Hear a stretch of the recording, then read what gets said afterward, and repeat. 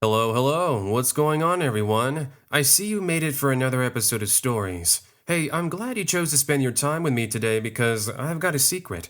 I don't just have 10 stories for you, but I've got 11. Yeah, you heard that right. An extra little story for you to enjoy. So, very quickly, I just wanted to go ahead and mention that for the month of October, I'm going to be featuring these little fun videos here at the beginning as background footage. Today, I got my birds here to welcome you into today's adventures. With that said, from a story of two friends exploring an abandoned town, a late night running experience, a story of two kids home alone on Halloween, and so much more, you're sure in for quite the chills. So, sit back, relax, and enjoy. I'll see you at the end. Story number 1: Our Little Alaskan Town. This is something that happened when I was in my early 20s, and I thought perhaps you might want to hear it. This was back in the late 90s, by the way. So, growing up, I lived in a pretty remote part of Alaska. It was sort of like its own little private community out in the woods. Think of it more like a rest stop. To best describe it, you get off from the main highway, then you would drive about 20 minutes until you reached a lonely little road. There was a sign that indicated there was a rest area up ahead, and that's how people found us. Once you reached our little town, so to speak, you have a road that ends right before the entrance of the woods. Anyways, there were about 5 homes in total here, and a small convenience store that one of the older couple's sons owned. Apart from the son who was my age, everyone else was retired and in their early 60s. This made it a pretty awesome place to work on my business from home as I had no distractions. Occasionally, we would have people stop by, but usually it only happened a couple of times a day. I mention this because, apart from knowing each other, you tend to know who might be out of place. This was one of those occasions. It being the winter time when this occurred, I spent most of my time indoors with my cat Molly. One evening I'd been up pretty late and I was working on a project for an online business course. Where I was located, I had my computer next to my window and that's where I could clearly see if anybody might be driving into my area. Well, wouldn't you know, at around 3 a.m., I started to see headlights slowly coming down our lonely path.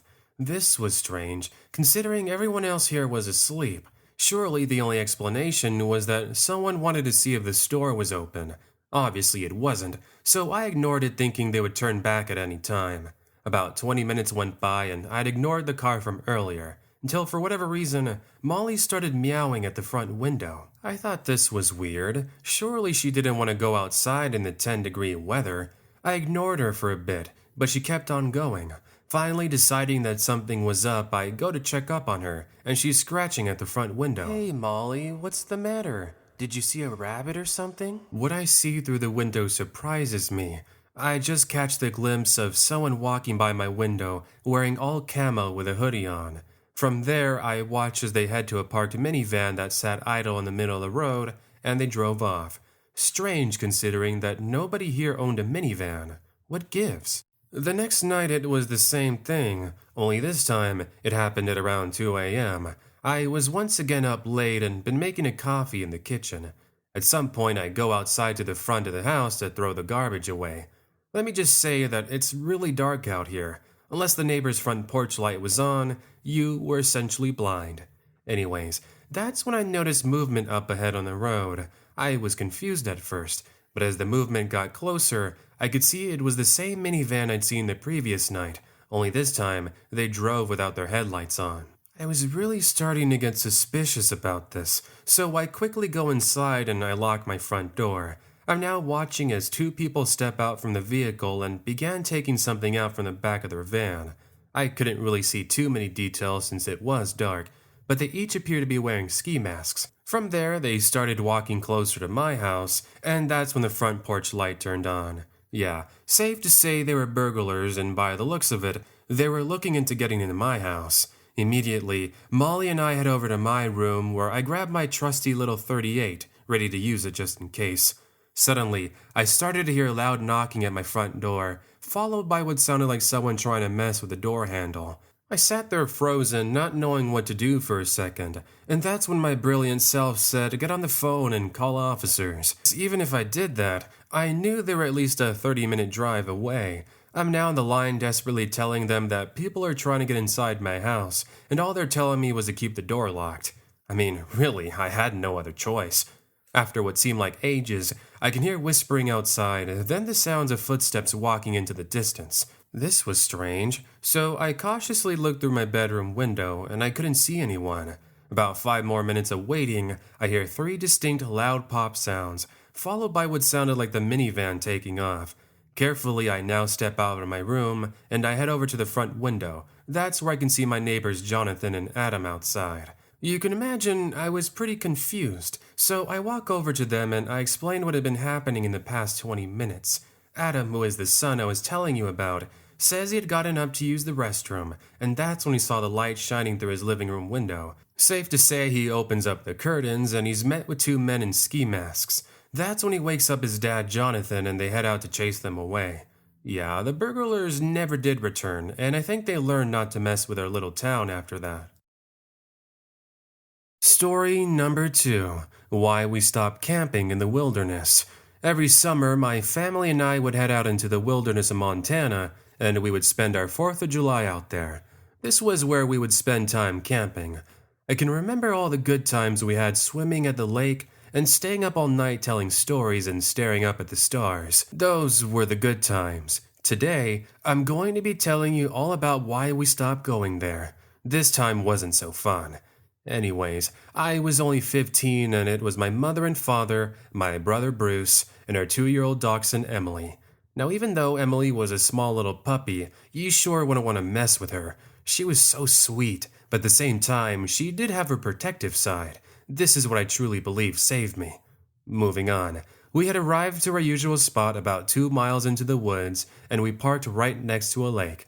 This was actually an area that we always chose to go to because of how isolated it was.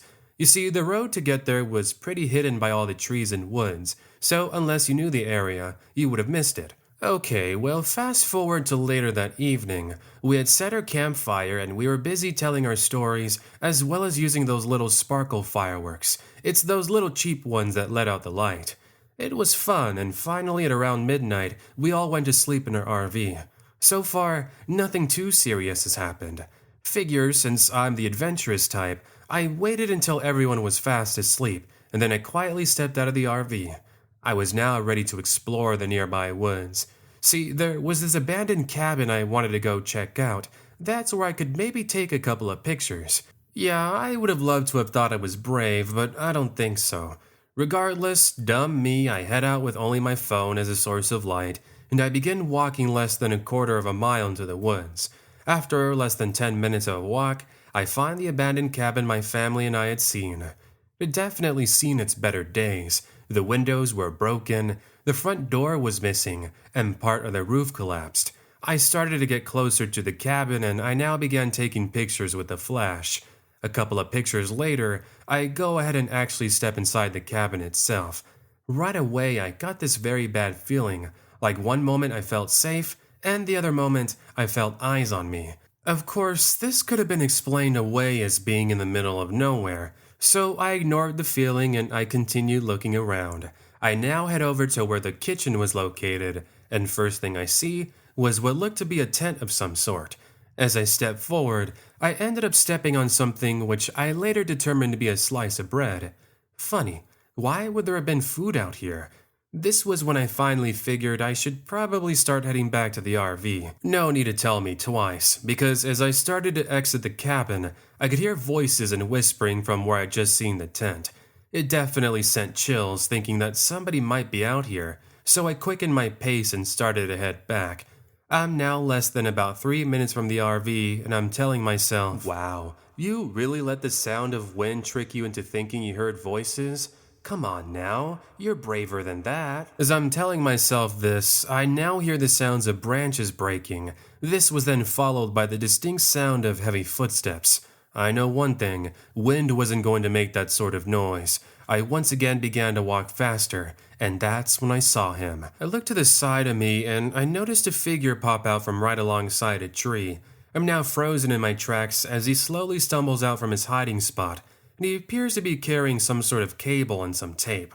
Surely he wasn't going to use that to make a tent, right? Nice to see I found a curious little one. Why don't you come back with me to the cabin? My heart started racing as he now started inching his way slowly. It's like he was enjoying the idea that I was frozen still.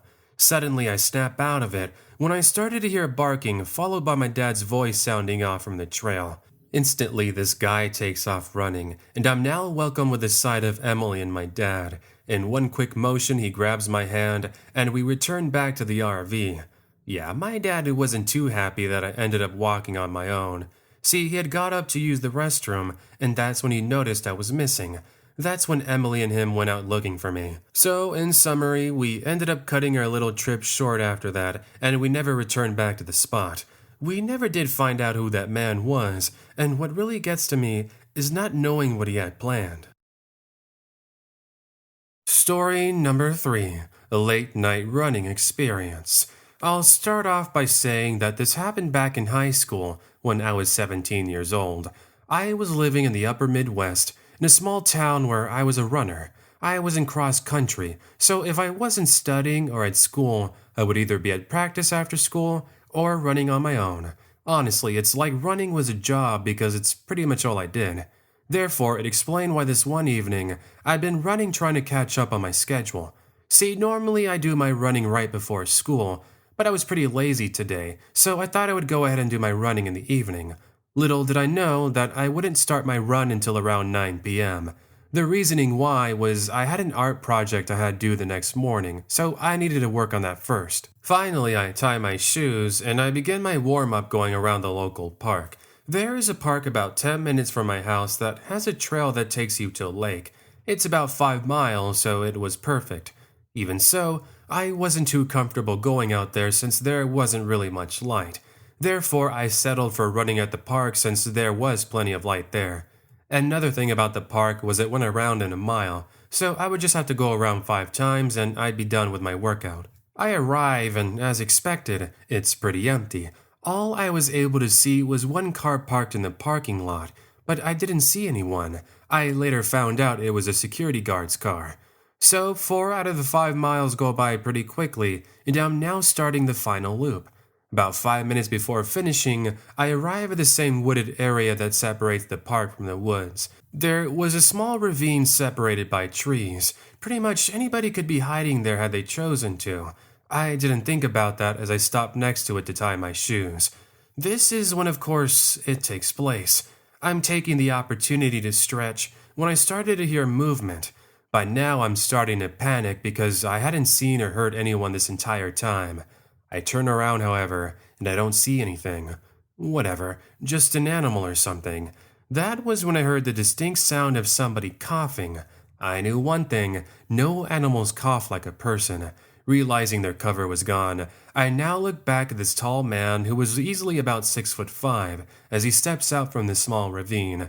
He was wearing a hoodie that was covering his face, but that wasn't what really worried me. What did was he had a roll of tape in one hand. I'm pretty sure he planned to use it. With my second shoe still not tied correctly, I take off running. All I was focusing on was trying not to trip, otherwise I knew it would be the end. You bet he ended up chasing me, and during that time, he never did say a word. It's like he was on a mission and he was focused on getting me. Just when it seems like things couldn't get any worse, they do. In the distance, I could see what looked to be another figure stepping out from the woods. Great, looks like these two were working together. However, in what I truly believe was a blessing, I started realizing the outline of this person looked familiar. As I got closer, I recognized them. That's when I said, "Henry, help me." It was Henry. He was one of the security guards that worked here at the park, and I actually knew him since he was my dad's friend. In one quick action, Henry jumps forward with his football-playing background, and he goes and tackles this guy down. In summary, officers ended up arriving and taking the man away. As it turned out, this wasn't the first time he attempted to do this with somebody else who was running at night. Only thing is, it occurred in a city about 50 miles away, and that student had their dog with them. I learned that if I was ever going to run at night, I had to have a dog. My parents actually got us a German Shepherd, who we of course named Henry. Even so, I stopped running at night and instead signed up at the local gym. Story number 4. An abandoned tunnel in the middle of nowhere. This occurred back in early 2005 when my sister and I were on a road trip in Canada. This summer, our plan was to drive from our hometown in Montreal and go all the way to Vancouver. Once in Vancouver, we would spend some time with some family. That was the plan. However, this ended up happening on our way there. As any road trip goes, we made sure to set plenty of time aside so that we could take the chance to stop along the way. This was at around the halfway point, and my sister and I ended up stopping in a small town that was pretty much out in the middle of nowhere. This town was the kind that featured one long road with buildings and shops on either side. Well, since we were here, we ended up stopping at the convenience store to fill up our car, as well as grab one of those disposable cameras. We did have one on us, but silly sister ended up dropping and breaking it. Way to go. Either way, these cameras would have to do the trick, as our next adventure was about to begin. See, while paying for everything, my sister and I overheard a young couple talking about some abandoned tunnels that were in the area. They were saying how a lot of urban explorers like to go and take pictures there. Now hold on a minute. An abandoned tunnel? That actually sounded pretty neat. So we walked over to them and said, "Excuse me, but where's this abandoned tunnel you're talking about? It actually sounds pretty awesome." They go on to say that it's about a mile away from town and you had to go off-roading in order to get to it. Our Jeep was pretty much meant for going off the road, so why not? With the information in hand, we head off the way they had mentioned. After some time, we ended up finding what looked to be this abandoned home right next to a ravine. My sister and I step out and we begin walking near this old building, and that's where we find the old tunnel the couple had mentioned. It was one of those deep tunnel storm systems, the ones you see in the city. Both my sister and I jumped for joy as our curiosity led us into these tunnels. Here's the thing, as we started to get further inside, we started to become aware of how strange the whole place looked. There was trash everywhere, and you could see signs of what looked to have been people living here. Another important detail was seeing all these strange writings and drawings on the walls. We figured the local teenagers must have come in here and done it. Whatever, it's what happens next that gets us to start running. With our small little light, we finally reach what appears to be the very end of the tunnel. My sister shines the light at the very back, and there's a message written in red paint that says, "Get out." I kid you not, it was pretty strange to see, but what was worse was what seeing what looked to be like a tent. We started to think that perhaps we'd stumbled upon someone that lives here, so we decided now's a good time to head out. Well, right before we leave, we are shocked to see somebody actually step out from inside. A man who I want to say was in his 40s, wearing dirty clothing and having some long brown hair, and he's just standing literally a couple of feet away from us. That wasn't what really got to us. He appeared to have some sort of metal object, kinda like those metal bars you see in buildings. My sister and I froze for a couple of seconds as he's telling us to hand over the camera. No way we were going to do that, we tell him, which seems to have angered him. Out steps out a woman who looked to be of the same age, and she's also holding a metal bar. It wasn't worth it, we thought. We throw the camera at them, and we run for our lives, all while hearing screaming and shouting behind us. Honestly, all we could think of was either getting lost trying to find our way out, or running into another stranger who might be waiting for us at the entrance. That doesn't happen, thankfully, as we make it out of there in record time, then head back to our Jeep and leave. Unfortunately, we never got our camera back, but that was the least of our worries. What in the world they were in there for? Not exactly sure, but that's the last time we let our curiosity lead us into abandoned places. Story number 5, a late night intruder on Halloween. In honor of it being October and it being near Halloween, allow me to recount a tale of when I was home alone with my little sister. As some background, I was 16 at the time, and I was staying at home with my little sister Annie, who was 9. Also, this was in the late 90s. So it was just us and our mom at the time. However, this Halloween, our mom was stuck at work until late. Because of this, she wouldn't get home until at least 10 p.m. Since it was just my sister and I, we both decided to go trick-or-treating together in the nearby neighborhoods. We were right next to a community college, so we actually ended up going there for a bit too, since the school was throwing a Halloween festival. It was fun and all, and we ended up getting back home at around 8 p.m. That's, of course, not before noticing that there was a man following us onto our street. Well, that escalated quickly. Allow me to backtrack a little so you can understand. During our time on the campus, there was this man who I want to say was in his late 30s. He kept following my sister and I anywhere we went. Honestly, we thought he was one of the staff working there, but each of the staff members had a uniform on. He didn't. He was just wearing your average ordinary red baseball sweater and a matching hat. At one point, security had to kick him out since he was trying to steal some of the prizes at the prize tent. Okay, so fast forward to this very moment. We are just a couple of houses away, and there are still families out trick-or-treating. Still, the man was keeping up in the distance. My best guess was this guy was going to try and hide amongst them, but I wasn't falling for it. Regardless, as not to worry my sister, we go inside and I try to get her minds away from him by putting a movie on. You would think that was the end of it, but it wasn't. About an hour later, our house phone rings and it's my mom. Hi, honey. Just to let you know, your grandma needs my help, so I won't be getting back home until maybe around midnight. Make sure the two of you are in bed no later than 10 p.m., and if anything, call the neighbors. Typical mother worrying about us. So, as not to be bothered, I turned the lights off in the front so that trick-or-treaters would get the idea that we weren't passing out candy. Let's just say I don't go to bed at 10 p.m., but my sister does. It's now about 10:30 p.m., and the neighborhood has pretty much gone quiet. I was in my sister's room reading when all of a sudden there was a ring at the doorbell. This is enough to wake up my sister, but I tell her it's most likely just some late-night trick-or-treaters. I get up from my seat and I head over to the front door to open it. Just as I'm expecting to see a group of kids say trick-or-treat, I am welcomed with the sight of nothing. No kids, no people, nothing. That's funny. I know that doorbell rang and I didn't just hear it. After all, my sister woke up from it too. I determined it was just some kids playing a joke, so I returned back to do some reading. Fast forward another 10 minutes, and this time around, I'm hearing what sounds like a light tapping on one of the windows. I ignore it at first, but it was still going. I'm really starting to get nervous, but for whatever reason, I don't call my neighbors. I guess more than anything, I was too lazy to head over to the kitchen to use the phone. That laziness would change when suddenly there are 3 very loud noises at the door. The best way to describe it was like somebody was trying to kick the door down. At that moment, I determined somebody was trying to get inside the house, but what was I going to do against them? As the sound continues, I wake up my sister, and together we make our way down the hallway to my mom's room. My mom's room had an attic we could go into, as well as another important detail, a phone. Once inside the room, the sound of a window breaking can be heard. At this point, my sister is crying. Come on now, don't cry. He's going to hear us. I know you're worried, but you're with me.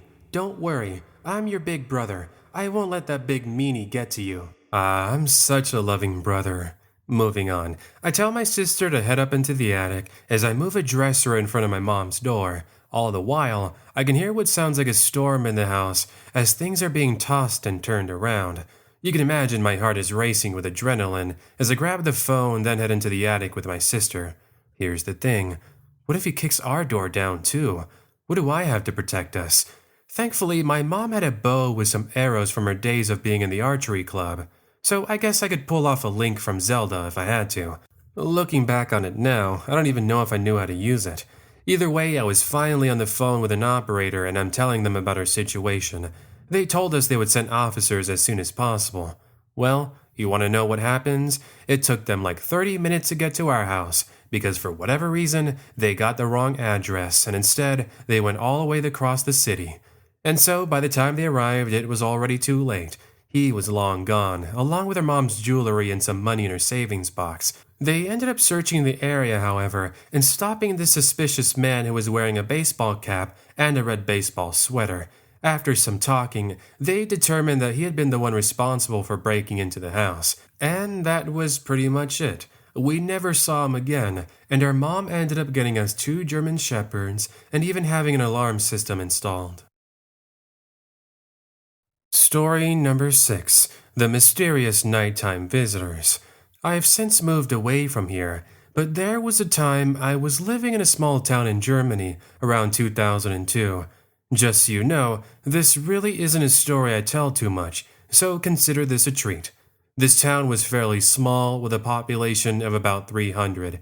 It was nice because you pretty much knew everybody that lived there. In fact, Every Friday, our town would have a farmer's market where you would literally see the entire population there. I mentioned this because we were all pretty trusting of one another. Needed to leave your house open for whatever reason? Go right ahead. Your neighbor had you covered. Couldn't make it home to feed your pets? Your neighbor would go ahead and do the favor for you. I'm getting ahead of myself. To quickly go over my house, it's a one-story, two-bedroom home located at the very end of a lonely road.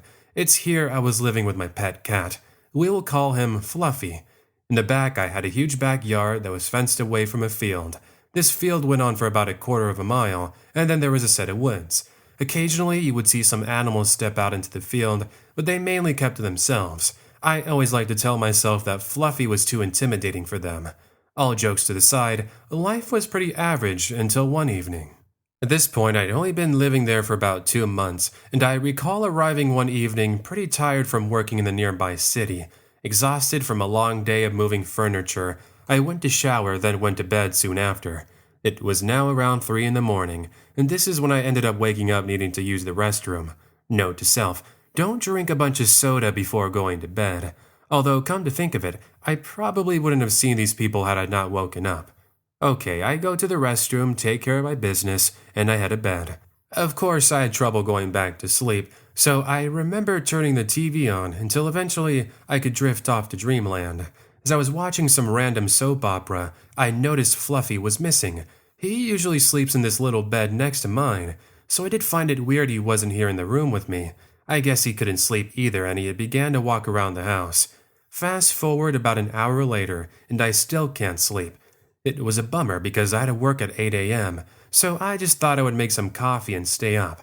I now start heading over to the kitchen, but I could hear meowing from my hallway. I guess Fluffy needed me, so I go over to where I think I hear him. There I see him at the kitchen countertop, and he's looking out the window. As a side note, I still hadn't put curtains here, so you could get a perfect view of my backyard. What's wrong, Fluffy? Don't tell me. Is there an animal outside you're meowing at? I start walking closer, and that's when he hisses, then jumps down from the window. Definitely strange, but regardless, I continued to the window wanting to see what all the commotion was about. I'll tell you right now, even though I didn't feel it in that exact moment, part of me was telling me not to look out the window. I look out anyways, but I don't see anything. It's absolutely dark out there. Okay, so I guess Fluffy had seen something. I turned back around, and in that moment there's a knock followed by what sounded like whispering. I froze. Do I dare look back? Or do I just ignore it thinking I heard something? Well, in front of me, Fluffy is staring back at the window hissing, and he has all the hair on his back raised. Don't look back. Don't look back. I looked back. What I'm face to face with was somebody with not only a hoodie on, but one of those masks you see in those thriller and suspense movies. I jumped back at that sight, and immediately I checked to see if the nearby kitchen door was locked. It was, but as I looked, the stranger outside heads to the door and immediately tries to open it. Quickly, I grab whatever is near me, which was a cooking pan, and I wait for this guy to possibly enter. Instead, he ends up walking away with his robe, then he walks out into the nearby field.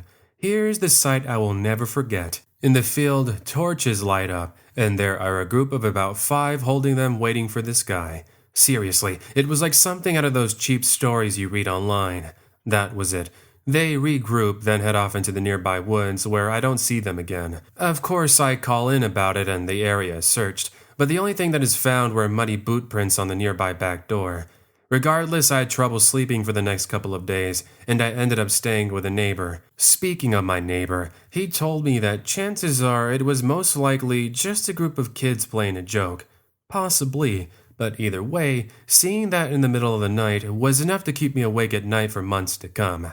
In case you're wondering, it never did happen again, so chances are he might have been right.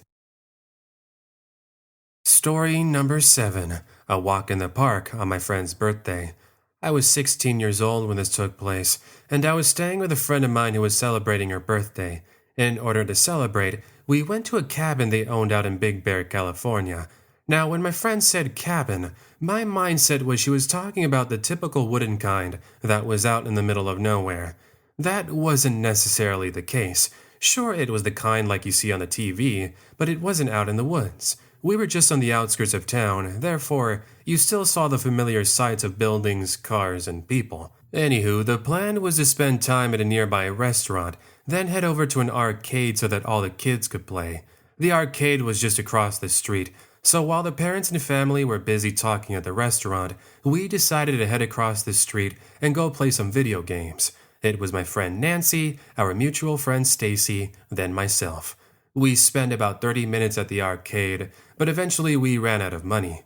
Great. Well, we did win a couple of prizes, which consisted of some cheap coloring books and some toys. Regardless, we head back to the restaurant to drop them off, and then we decide to go to the nearby ice cream shop. So we grab our ice cream and then we proceeded to head out. As we're doing so, two men I want to say were in their 40s walked into the store in which we thought they were going to get some ice cream.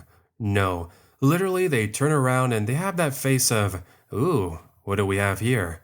That's the kind of way I could explain it. We didn't really mind them too much, as we ended up going to the nearby swings and sat down, talking and enjoying the cool evening. We had since forgotten about the two from the ice cream shop, but that's until Stacy said something. I don't know about the two of you, but am I the only one who saw those two shadows over there by the lamppost? They just disappeared behind those trees. Where do you think they went? The park featured about 5 lampposts, and the one Stacy was referring to was at the very end of the park. It's at least a 30-second walk from where we sat, but from where we were, you could see it. Really? Shadows? Come on now. Nancy and I start laughing, but soon that would change. We now started to leave the park, but that's when we heard a branch breaking on the ground behind us. We each turned around, and there is one of the men crouched down on the ground and pretending to play peekaboo with us. Sure, it was funny, but I think this was his way of distracting us. We turn around, and the other man that was with him started walking up to us. Suddenly, we hear the one from behind say, "We got them now." It doesn't take a genius to understand what we did next. We take off running and screaming and shouting, and one of them actually grabbed my friend's hand, but she managed to kick his knee to catch up to us. As we cross the street to the restaurant, a darkened old van drives up to those two, and they get inside through the side door and take off. That was the end of it. We ended up reporting it to local officers, and they said they would keep a lookout. As it so happened, they found a van that matched their description about 10 minutes outside of town. It was abandoned near a railroad track. Of course, it was empty. Nothing more came of it, so we never did find out what happened to them. Story number 8. I like clowns, but not that much. Anyone else remember that whole thing with the clowns back from a couple of years ago? I forget how it started, but I remember people would post videos of them encountering them while out either running or just in the middle of nowhere. At the time, I remember my friends and I thinking it was just a joke, and we never really took it too seriously. I mean, come on, how convenient was it to just take your camera out, and at that exact moment, there's somebody in a clown costume waiting for you? That's why we always laughed about it. However, one day at lunch, my buddy Roger mentioned that his cousin and himself had been walking at a trail yesterday that's about 10 minutes from our high school. While there, they had been doing some exercise when, of course, they ended up running into one of them. Needless to say, they were chased back to their car. Here's the thing about Roger. He wasn't exactly the kind of person to lie to us. In fact, he never did, and I don't think he was going to start now. Besides, the look on his face as he was retelling the story said it all. I bet you can imagine what I do next. Yup, I decided to head to that same trail. Only thing is, I brought my Siberian Husky with me. Let's see that clown try to mess with me now, am I right? My dog Max and I begin the walk on the trail, and for the first 20 minutes, it goes by fairly normally. Mind you, it's about 5:30 p.m. in October, so this was just around sunset. Anyways, we did see a couple of runners who waved hi and told us to have a good afternoon. Well, okay, Roger, where is this so-called clown you were talking about? I mean, yeah, I know. What are the chances of running into him again? It's not like they would be out here 2 days in a row. Disappointed I hadn't seen anyone, I ended up going off the trail towards a set of abandoned train tracks. Normally, this area is used by people on bicycles, but it was closed off as there was construction. That, of course, didn't stop Max and I from exploring it. I'll tell you right now, Max wasn't too happy with being here because he kept on growling. I myself didn't see anything, so I told him to calm down. After all, nothing was out here. That's until we reached a bridge that had a little tunnel. As I got closer, I could see somebody stepping out of the shadows. Yeah, you guessed it. There, standing in front of me, was a man in a clown costume. With him, he had a pumpkin in one hand and a balloon in the other. Seems innocent enough, although weird, but when you remember I'm pretty much out here alone, you don't know exactly if he might have something else on him. Turns out I was right. He bends down to grab a nearby crowbar, and then, well, poor Pumpkin didn't stand a chance. Max at this point is growling and barking, and all I could hear was this guy laughing. No, we don't freeze like many of you others do, because that sight was enough to send us running. Albeit, Max really wanted to have a go at this guy, but I wasn't letting him go. Though looking back, maybe that would have taught him some manners. The last sight I have was him holding the balloon and just waving at me until he went back to where he was hiding. I did end up calling in about it, but I don't think it was taken seriously. I did find out later that others on the trail had similar encounters, but none of them were too serious. Story number 9. Unexplained yelling in the woods. More than anything, this tale is just plain weird. This was about a year ago when I was still staying with my parents. We lived in Wales, pretty much out in the middle of nowhere. See, my dad wasn't really a people person, therefore, he built our house on his private property that was next to a set of woods. It was annoying because I had to drive about an hour just to get to school, but I was trying to save money to move out, so I had to deal with it. So our house was actually fairly small. Considering it was just 3 of us, my dad had built 2 rooms, a living room, kitchen, guest room, you name it. Nothing too special. On this one evening, I was home alone as both my mom and dad were out for the weekend. This was nice because my parents were usually pretty strict, so whenever I got the chance to be there on my own, it was sort of an escape. I would play loud music, I would play video games all night, or I would order a pizza. Sorry, Mom and Dad. There I sat in the living room. I had one of the Avengers movies on, and next to me I had chips, soda, and an oven-made pizza. After the movie ended, it's around 11 p.m., and I ended up falling asleep on the couch. At around 1 a.m., I am suddenly awoken to what sounded like somebody yelling outside. I thought I was dreaming, so I closed my eyes and go back to sleep. Well, no less than 5 minutes later, I'm hearing yelling yet again. Here's the thing, though. This yelling was like nothing I've ever heard before. It almost sounded like somebody was in trouble, and they needed my help. Instantly, I thought maybe my parents were home, so I quickly run outside thinking they needed my help. There was no one. I saw no cars, no signs of parents, no signs of nothing. As I turn to head back inside, I once again hear the yelling, and it sounds like it was coming from further into the woods. Safe to say, I run back inside and I call my parents. They of course confirmed that they were nowhere in the area, and immediately they told me to call for help. I do so, but it took them a while to get there. By now the noise had stopped. In the end, they never did find anyone, and I was left wondering what the noises could be. Sorry if it wasn't so exciting, but just imagine being in my shoes for a second, being out in the woods at night and hearing strange yelling like that. Well, it's definitely going to make you run back indoors. Story number 10. The Abandoned Town in the Middle of Nowhere. This was about 10 years ago. My friends and I had gotten into watching videos of people exploring abandoned places. It's so cool, honestly, seeing a place that was once thriving with activity, only to find it lonesome. It had this mystery to it that kept my friends and I entertained for hours. Even so, finding a place to explore wasn't exactly too easy. We lived in the middle of a fairly large city, so finding a so-called abandoned location wasn't exactly an easy thing to do. So months went by and our interest in exploring had slowly started to disappear. That's until one day, my buddy Benjamin had been driving late at night to visit a friend of his that lived about 2 hours away. While driving, he ended up seeing a sign for a town that he found out had been abandoned for the past 2 years. It was once a rest stop that featured a couple of convenience stores, a post office, and some other little buildings. Not the most exciting, but we figured it would be an option we had. Therefore, one afternoon, Benjamin and I make an hour drive out down the interstate until we eventually find an exit called 32A. This exit took us down a dirt road that went on for about a mile. But up ahead of us, we could see the town my friend had talked about. He was right. There were a couple of buildings and even a sign that had the name of the town, although the sign was so faded that you couldn't make out what it was called. The only thing you could see was the population number, which read 24.